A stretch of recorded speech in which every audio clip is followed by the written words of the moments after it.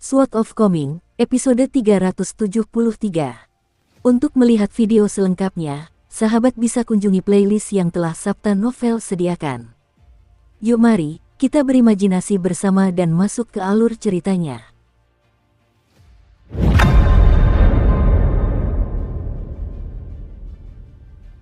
Kapal lacuan yang menuju negara Azure Phoenix itu dibangun oleh seorang ahli mohis yang ahli dalam pembuatan kapal.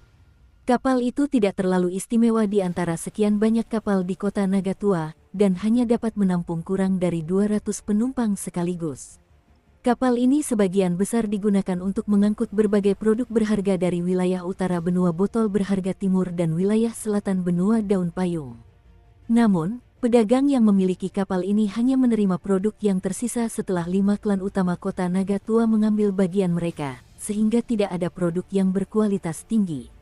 Kadang-kadang, beberapa permata tersembunyi akan lolos, menghasilkan beberapa ratus koin kepingan salju sebagai penghasilan tambahan, dan itu sudah layak untuk dirayakan. Bangsa Azure Phoenix memiliki reputasi yang cukup baik di wilayah tenggara benua Eastern Treasure Field karena banyaknya kuil Taois dan biara Buddha. Berbagai dewa Taois dan biksu Buddha berpangkat tinggi sering mengadakan upacara pembebasan air dan tanah serta upacara pemujaan surgawi di bangsa Azure Phoenix dengan pendanaan dari Istana Kekaisaran. Selain itu, kertas suan cendana biru dari negara Azure Phoenix juga sangat terkenal dan dijual luas ke beberapa benua. Akibatnya, Kaisar Negara Azure Phoenix selalu menjadi salah satu penguasa terkaya di wilayah tenggara benua tersebut. Selain itu, Buddhisme tidak begitu umum di benua botol berharga timur, sehingga negara Azure Phoenix memiliki jumlah biara Buddha terbanyak dibandingkan negara lain di benua tersebut. Dinding-dinding biara itu dipenuhi dengan tulisan-tulisan indah dari para cendekiawan dan penyair terhormat, yang menarik banyak sekali cendekiawan. Di dalam ruangan yang terang benderang di lantai atas kapal, Chen Pingan sedang membaca buku tentang topografi negara Azure Phoenix. Buku itu dibeli dari toko buku di kota Nagatua oleh Sulian, dan sementara Chen Pingan membaca, Pei Qian sedang membuat transkripsinya. Bagian tersulit dari setiap usaha selalu adalah permulaan. Seiring waktu, kebiasaan akan terbentuk, dan itu tidak akan lagi sesulit sebelumnya. Hal yang sama berlaku untuk Pei Qian dan transkripsinya. Membuat transkripsi harian telah menjadi kebiasaan yang ia pertahankan bahkan tanpa dorongan dari Chen Pingan. Namun, Chen Pingan tahu bahwa jika dia tidak berada di sisinya, maka Pei Qian akan segera meninggalkan kebiasaan ini. Paling-paling, dia hanya akan merasa bersalah selama 1 atau 2 hari, setelah itu dia akan melupakannya sepenuhnya. Chen Pingan telah membagi ramuan obat pemurnian dasar di dalam labunya menjadi 5 bagian, memberikan 1 bagian kepada masing-masing dari 4 seniman bela diri gulungan gambar. Ini adalah salah satu dari sedikit hal yang dapat digunakan oleh seniman bela diri murni untuk meningkatkan basis kultivasi mereka. Saat ini, Sui Yubian berada di tingkat tubuh Vajra, dan kemampuan bertarungnya semakin ditingkatkan oleh pedang Deep Infatuation miliknya. Secara khusus, dalam pertarungan 1 lawan 1, setiap ahli pemurnian Ki yang bukan immortal bumi akan langsung mati jika mereka membiarkannya mendekat dalam jarak 100 kaki. Hambatan Sulian menunjukkan tanda-tanda jelas mulai mereda, yang berarti dia kemungkinan besar akan mengikuti jejak Sui Yubian dan mencapai tingkat 3 penempaan pikiran. Wei Xian dan Lu Baixiang masih belum mendekati terobosan. Namun, setelah pertandingan latih tanding mereka melawan Zheng Dafeng dan kematian yang mereka derita selama pertempuran di luar kota Nagatua, basis kultivasi mereka telah meningkat sedikit lebih jauh. Terlebih lagi, keempat seniman bela diri gulungan gambar itu pada dasarnya tidak bisa dibandingkan dengan seniman bela diri tingkat 6 dan 7 biasa. Sepanjang perjalanan mereka, selama mereka tidak bertemu dengan kultivator gila dari tingkat 5 atas, Chen Pingan yakin bahwa mereka akan mampu bertahan dari cobaan apapun. Bahkan jika mereka bertemu dengan immortal bumi tingkat awal, selama mereka bukan pendekar pedang, kelompoknya akan mampu memberikan perlawanan yang baik. Bahkan, jika keempat pendekar gulungan gambar itu bersedia mengorbankan diri mereka, mungkin Chen Pingan bisa keluar sebagai pemenang. Sayangnya, Chen Pingan telah memberikan jimat penekan pedang biru yang diukir oleh Zhong Kui menggunakan penusuk angin dan salju kepada Zheng Dafeng untuk digunakannya selama pertempuran di platform pendakian naga. Pedang yang terperangkap di dalam jimat itu kebetulan adalah pedang abadi yang dibawa Chen Pingan di punggungnya. Fuki bukanlah seorang pendekar pedang, dan meskipun pedang ini adalah senjata pseudo celestial, itu bukanlah benda yang terikat padanya, jadi Zheng Dafeng mampu menjebak pedang itu menggunakan jimat penekan pedangnya. Meskipun dia tidak mampu menjebaknya untuk waktu yang lama, Fuki tetap dengan cepat menyerah. Jika Chen Pingan masih memiliki jimat penekan pedang, dia tidak perlu takut meskipun bertemu dengan pendekar pedang tingkat pemula yang jahat. Bahkan, jika dia bisa mengejutkan mereka dengan jimat penekan pedang, dia bahkan bisa membalikkan keadaan dan meraih kemenangan sendiri. Meskipun demikian, kerugian seperti ini tidak cukup untuk membebani pikiran Chen Pingan dalam waktu lama. Yang benar-benar membuat Chen Pingan sedih adalah kenyataan bahwa jimat ini adalah salah satu dari 2 jimat terakhir yang diukir oleh Zhong Kui sebagai seorang sarjana terhormat, sehingga menggunakannya sampai habis sama seperti mengucapkan selamat tinggal pada kenangan seorang teman baik. Dibandingkan dengan kapal antar benua yang pernah disaksikan dan dinaiki Chen Pingan, kapal ini benar-benar kecil. Kapal ini bahkan tidak memiliki deobservasi, dan dia hanya bisa melihat pemandangan melalui jendelanya. Setelah Pei Qian menyelesaikan transkripsinya, Chen Pingan dengan cermat memeriksanya untuk memastikan tidak ada karakter yang ditulis terburu-buru sehingga harus ditulis ulang, dan setelah itu, ia mulai berlatih meditasi berjalan bersamanya, sesuatu yang ia suruh Pei Qian lakukan minimal 4 jam per hari. Di masa lalu, Chen Pingan tidak menganggap latihan ini membosankan atau terlalu melelahkan. Baru setelah menyaksikan Pei Qian berlatih meditasi berjalan yang sama, ia menyadari bahwa meskipun meditasi berjalan 6 langkah itu sangat sederhana, mempraktikkannya sebanyak 1 juta kali adalah tugas yang sangat sulit, baik secara fisik maupun mental. Chen Pingan terus mengawasi kondisi Pei Qian, dan tak lama kemudian Pei Qian berkeringat deras. Helai-helai rambut menempel di dahinya karena keringat, dan wajahnya menjadi sangat pucat. Meskipun dia tidak berani merengek atau mengeluh, senyumnya telah sepenuhnya hilang dari wajahnya, dan setiap langkah yang diambilnya, tubuhnya yang lemah akan gemetar tanpa disadari. Chen Pingan tetap tanpa ekspresi sepanjang waktu ini, tetapi di dalam hatinya, dia merasa sangat bersimpati padanya. Pada hari pertama, Pei Qian sangat bersemangat untuk memulai latihan meditasi berjalannya, dan berkat semangat ini, ia mampu bertahan selama 4 jam penuh. Pada akhirnya, ia digendong oleh Chen Pingan ke ruangan sebelah. Keesokan harinya, ia hanya mampu bertahan selama 2 jam sebelum jatuh ke tanah dengan lemas sambil terus-menerus mengalami kram. Selama beberapa hari berikutnya, Chen Pingan sedikit melunak, hanya menyuruhnya menyelesaikan meditasi berjalan selama 2 jam sambil menambahkan sedikit waktu setiap harinya. Meskipun demikian, hal ini tetap terbukti sebagai upaya yang sangat melelahkan bagi Pei Qian.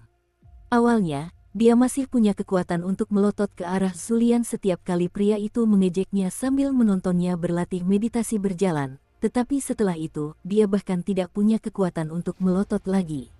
Barulah setelah 10 hari berlalu, senyum di wajah Pei Qian akhirnya kembali. Pada titik ini, bagian tersulit dari perjalanan telah terlewati, dan gaya berjalannya yang khas telah kembali. Pada hari itu, Zulian menghampiri Chen Pingan. "Tuan muda, saya dapat melihat bahwa Pei Qian memiliki bakat bela diri yang luar biasa. Saat mengasah tubuh, semakin banyak kesulitan yang dialami seseorang, semakin kuat fondasi yang dapat mereka bangun, jadi saya pikir dia akan mendapatkan hasil yang baik dengan meditasi berjalan selama 4 jam sehari." Menanggapi saran dari Zulian ini, Pei Qian sekali lagi punya energi untuk menatapnya dengan tajam.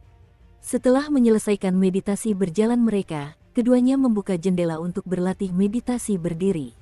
Pei Qian terlalu pendek untuk melihat keluar jendela, jadi dia hanya bisa menghadap tembok. Setelah mendapat persetujuan Chen Pingan, dia menyeret sebuah kursi ke jendela agar dia bisa berdiri di atasnya dan memandang lautan awan bersama Chen Pingan. "Kamu harus percaya bahwa usahamu akan membuahkan hasil," kata Chen Pingan dengan suara pelan. Saat itu, Pei Qian hanya melakukan meditasi berdiri tanpa makna, sehingga ia tidak mendapatkan banyak manfaat darinya. Chen Pingan cukup bingung dengan hal ini, dan ia telah menanyakan hal tersebut kepada Sui Yubian dan yang lainnya, tetapi mereka pun tidak dapat memberikan jawaban. Pei Qian sangat senang karena baru saja melewati hari meditasi berjalan yang melelahkan, dan sebuah pikiran tiba-tiba terlintas di benaknya disertai tatapan kerinduan di matanya. "Apakah aku juga akan bisa membawa pedang saat menjelajahi dunia di masa depan? Idealnya, Aku juga ingin membawa pedang yang diikatkan di pinggangku seperti Little Bai. Saat itu, aku pasti akan jauh lebih kuat daripada sekarang, jadi pedang itu tidak akan terlalu berat bagiku. Chen Ping'an tersenyum sambil mengangguk sebagai jawaban. Selama kamu tidak bermalas-malasan, aku bisa berjanji sekarang bahwa aku pasti akan memberimu pedang dan saber ketika kamu memutuskan untuk menjelajahi dunia sendirian di masa depan. Pei Qian merasa sedikit malu saat berkata dengan suara pelan, aku sudah memikirkannya. Begitu aku memiliki pedang dan saber sendiri, aku akan mengikatnya di pinggangku di sisi yang sama, dan aku bahkan sudah memikirkan nama untuknya. Apakah ayah ingin mendengar namanya? Silakan, Chen Ping'an mendorong sambil tersenyum. Chen Ping'an selalu cukup mahir dalam hal memberi nama sesuatu. Aku akan menyebutnya salib pedang sabar, karena pedang-pedang itu akan disilangkan satu sama lain saat diikatkan di pinggangku. Bagaimana menurutmu, ayah? Tanya Pei Qian dengan ekspresi penuh harap. Menurutku itu bagus sekali, jawab Chen Ping'an sambil tersenyum. Senyum gembira langsung muncul di wajah Pei Qian saat dia menyatukan jari telunjuk dan ibu jarinya dan berkata, aku akan sangat senang jika pedangku sebagus pedangmu, meskipun hanya sedikit. Chen Ping'an menoleh padanya sambil tersenyum dan berkata, begitu kita sampai di negara Azure Phoenix, kita akan melanjutkan perjalanan dengan berjalan kaki, dan ketika kita melewati hutan bambu, aku akan memilih beberapa pohon bambu tua untuk membuat pedang bambu dan pedang bambu untukmu. Kau bisa mengikatnya di pinggangmu dan membawanya jika kau mau. Buatlah agar ringan dan kecil sehingga tidak terlalu berat untuk dibawa-bawa, pinta Pei Qian. Chen Ping'an tersenyum dan mengangguk sebagai jawaban, lalu mengarahkan pandangannya ke awan di luar jendela sambil bertanya dengan santai, apa yang akan kau lakukan dengan tongkat pendakianmu? Itulah tangan kananku. Ia telah menemaniku dalam perjalanan yang begitu panjang. Aku tidak bisa begitu saja membuangnya, jawab Pei Qian tanpa ragu. Aku akan membiarkannya pensiun dan kembali ke ladang untuk memulai keluarganya sendiri. Aku akan bertanya kepada Pak Tua Wei tentang jenis gelar resmi apa yang harus kuberikan padanya. Itu cara yang benar, puji Chen Ping'an sambil mengangguk puas. Di toko obat debu di kota Naga Tua, Zheng Dafeng benar-benar tidak membawa banyak barang. Satu-satunya barang miliknya hanya terdiri dari beberapa set pakaian dan pipa tua itu. Sepertinya, dimanapun dia berada, baik itu di Jewel Small World atau Old Dragon City, dia selalu memiliki sedikit sekali harta benda. Tidak ada sesuatu pun yang sangat penting baginya, dan dia bisa meninggalkan apapun kapan saja. Dia akan melakukan perjalanan ke prefektur mata air naga dengan salah satu kapal klan Fu keesokan harinya. Jadi ini adalah hari terakhir yang akan dia habiskan di kota Naga Tua, dan dia sedang duduk di atas bangku di bawah pohon akasia tua. Orang tua itu sudah pergi, memberitahu Zheng Dafeng bahwa dia akan mengunjungi seorang teman di sekte tinju ilahi tak terkalahkan. Li Er telah kembali ke kota Naga Tua sehari yang lalu, dan Fu Qi segera mengunjungi toko itu bersama putranya, Fu Donghai.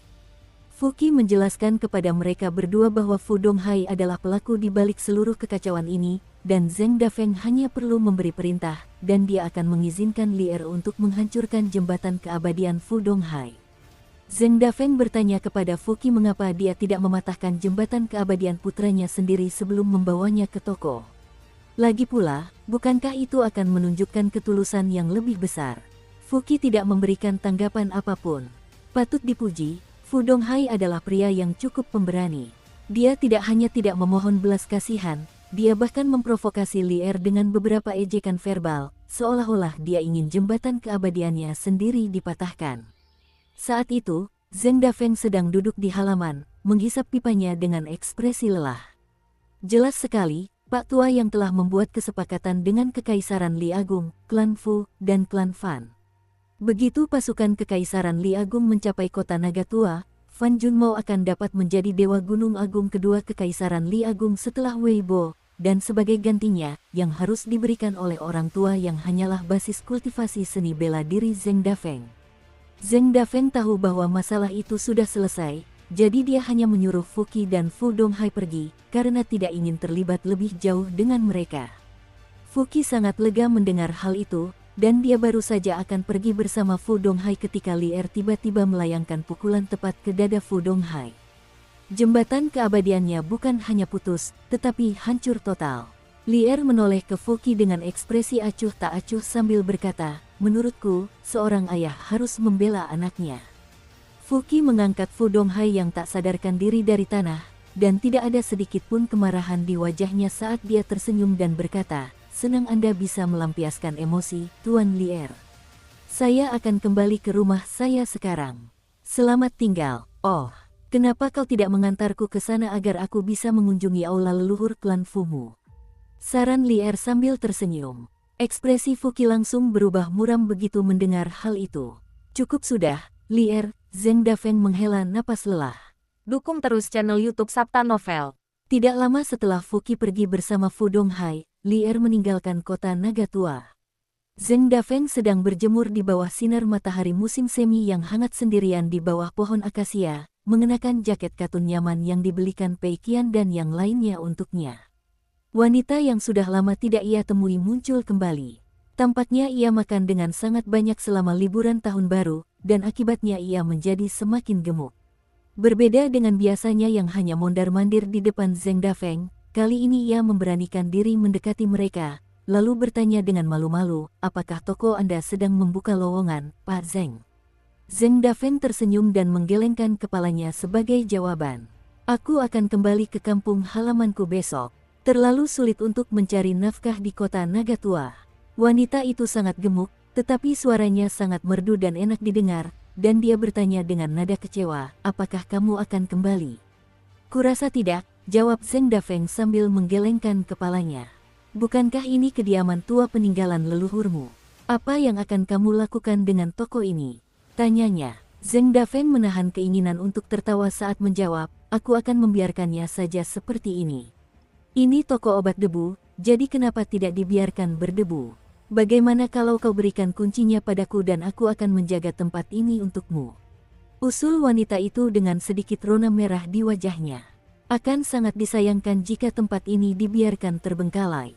Tidak perlu, tapi terima kasih atas tawaran baik Anda, jawab Zeng Dafeng sambil melambaikan tangannya. Zeng Dafeng melirik ke langit, dan meskipun masih tengah hari, dia menyatakan bahwa sudah larut dan dia harus kembali ke toko untuk mengemasi barang-barangnya. Wanita itu menggigit bibir bawahnya sendiri sambil menyaksikan Zeng Dafeng melarikan diri dari tempat kejadian dengan bangku di tangannya, dan tiba-tiba dia bertanya, Anda bahkan tidak akan menanyakan nama keluarga saya, Pak Zeng. Zeng Dafeng tidak cukup tak tahu malu untuk berpura-pura tidak mendengar apapun, jadi dia hanya bisa berhenti dan berbalik sebelum bertanya, siapa nama keluargamu? Saya suka makan jahe mentah, jadi nama keluarga saya Jiang. Jawab wanita itu sambil tersenyum lebar. Zeng Dafeng terdiam tak bisa berkata-kata setelah mendengar hal itu. Apa yang seharusnya dia katakan sebagai tanggapan atas hal itu? Ia tahu dari cara wanita itu sebelumnya berjalan bolak-balik di depannya tanpa pernah mendekatinya bahwa wanita itu sangat sopan dan tahu untuk tidak memaksakan diri pada orang lain, dan kali ini pun tidak terkecuali. Dia memberi hormat kepada Zeng Dafeng dan berkata, semoga perjalananmu lancar, Pak Zeng. Zeng Dafeng tersenyum dan melambaikan tangan sebagai ucapan perpisahan kepadanya. Malam itu, di daerah terpencil di sebelah utara kota Naga Tua, sebuah kuburan baru telah dibangun, dan ada beberapa lembar kertas merah terang yang diletakkan di atas kuburan, ditahan oleh beberapa batu kecil. Zeng Dafeng berdiri di depan kuburan, dan setelah membakar sebuah buku, ia meletakkan 10 lampu minyak kecil di depan kuburan. Ada minyak hitam di dalam lampu-lampu itu, dan lampu-lampu itu memancarkan aura yang suram, tetapi tidak ada sumbu di dalamnya, sehingga tidak jelas bagaimana lampu-lampu itu seharusnya dinyalakan. Tiba-tiba, jiwa Yin klan Zhao muncul begitu saja, lalu menjentikkan jarinya ke lampu minyak satu demi satu. Ke-10 lampu minyak itu menyala berurutan, dan setelah diperiksa lebih dekat, orang akan menemukan bahwa api di dalamnya sebenarnya berbentuk manusia. Wajah-wajah sosok humanoid mini itu semuanya terpelintir dalam penderitaan yang mengerikan, seolah-olah mereka dibakar hidup-hidup di dalam lampu. Ke-10 lampu itu berisi 3 jiwa abadi dan 7 wujud fana dari seorang pria tertentu. Jiwa abadi dan wujud fana pria itu telah diculik dari tubuh fisiknya oleh jiwa Yin. Zeng Dafeng terus berdiri di depan kuburan sambil berkata dengan suara lembut, aku khawatir kau akan takut melihat pemandangan yang begitu mengerikan, jadi aku akan tetap di sini sampai lampu-lampu padam sebelum aku pergi. Di kediaman leluhur klan Matahari, Sun Jiasu sedang berjalan-jalan sendirian di sepanjang tepi sungai pada malam hari. Meskipun leluhur klan Matahari sudah menjadi immortal bumi tingkat awal, dia tetap tidak bisa menahan rasa penyesalan yang mendalam beberapa hari terakhir ini. Sebaliknya, Sun Jiasu jauh lebih tenang, menghibur leluhurnya dan mengatakan kepadanya bahwa mereka memang ditakdirkan untuk kehilangan kesempatan ini, dan bahwa klan Matahari memang tidak memiliki banyak keberuntungan dalam menghasilkan uang melalui cara-cara yang tidak konvensional. Seorang pemuda tampan tiba-tiba muncul di samping Sun Jiasu tanpa peringatan apapun, dan bahkan leluhur klan Sun serta ketiga tetua tamu tingkat inti emas pun benar-benar terkejut dengan kedatangannya.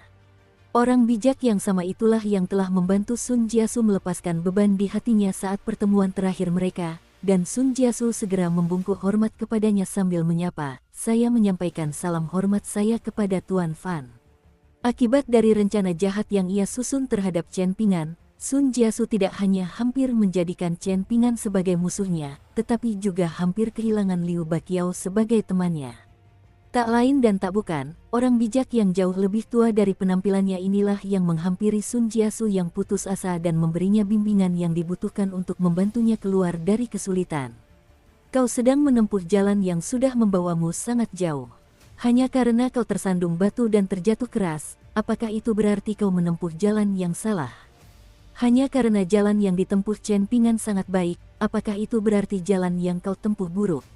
Jika Anda begitu naif sehingga melihat segala sesuatu secara hitam putih tanpa mempertimbangkan nuansa apapun, maka saya sarankan Anda menyerah saja untuk menjadi seorang pengusaha. Sebaik apapun jalan yang ditempuh orang lain, itu tetaplah jalan orang lain. Anda harus fokus pada diri sendiri dan jangan membandingkan diri Anda dengan orang lain. Memang, Anda boleh sesekali melihat apa yang dilakukan orang lain, tetapi sekali atau dua kali melirik saja sudah cukup." Itu adalah kata-kata yang sangat mendalam dan tak ternilai harganya yang bergema jauh di dalam hati Sun Jiasu.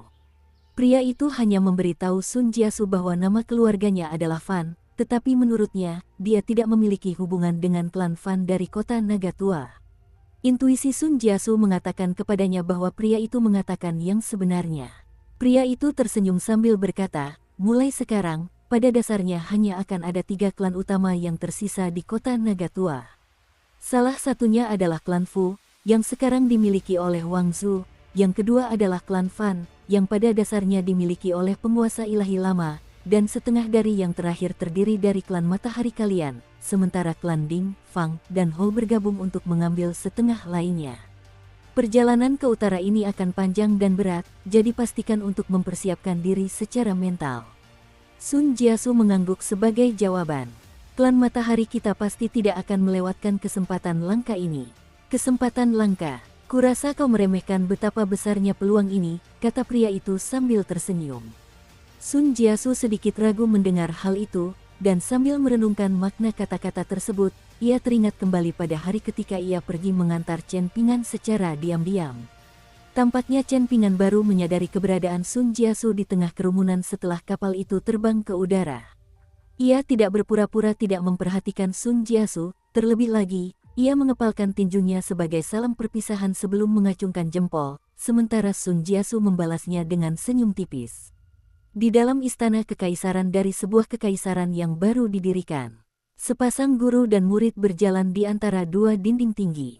Salah satunya adalah seorang pemuda tampan berjubah putih yang menelusuri dinding di sampingnya sambil berjalan. Ia ditemani oleh seorang wanita yang sangat tinggi, tetapi sama sekali tidak tampak kurus atau kikuk.